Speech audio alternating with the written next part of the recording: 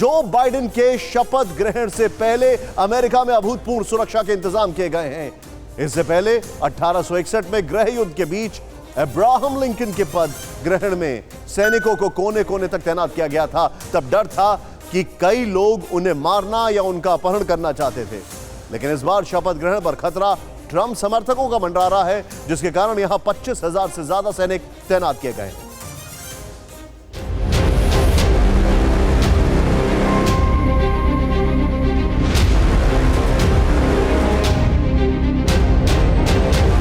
एक 160 साल बाद अमेरिका में शपथ ग्रहण का ऐसा दृश्य।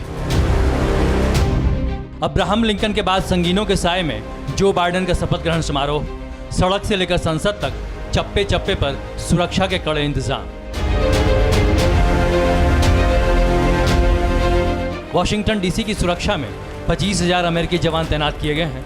आपको अमेरिका के कैपिटल हिल की एक एक तस्वीरें दिखाएं। उससे पहले जानिए कि आखिर दुनिया के सबसे शक्तिशाली देश में राष्ट्रपति के शपथ ग्रहण समारोह में सुरक्षा का इतना बड़ा इंतजाम क्यों।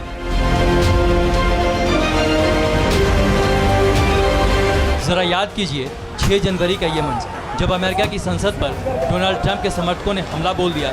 कैपिटल हिल से लेकर कैपिटल बिल्डिंग तक कोहराम मचा दिया।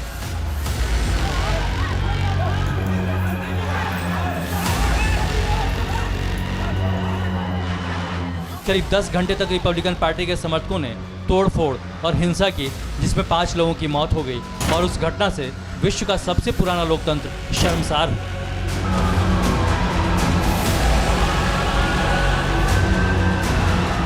और अब आशंका जताई जा रही है कि अमेरिका में राजधानी समेत 50 राज्यों में हथियारबंद प्रदर्शन हो सकते हैं। इस बात की संभावना जताई गई कि बाइडेन के शपथ ग्रहण समारोह में ट्रंप समर्थक, दक्षिणपंथी समूह और दूसरे कट्टरपंथी समूह हिंसा कर सकते हैं, जिसके चलते कैपिटल हिल और आसपास की सुरक्षा कई गुना बढ़ा दी गई। पूरे वॉशिंगटन डीसी को अभेद्य किले में तब्दील कर दिया गया है। नेशनल गार्ड के 25,000 जवानों के अलावा हजारों पुलिसकर्मी और सुरक्षा एजेंसियों के स्टाफ को तैनात किया गया। पुलिस की गाड़ियां सड़कों पर गश्त लगा रही हैं और हेलीकॉप्टर से गतिविधियों पर नजर रखी जा रही है।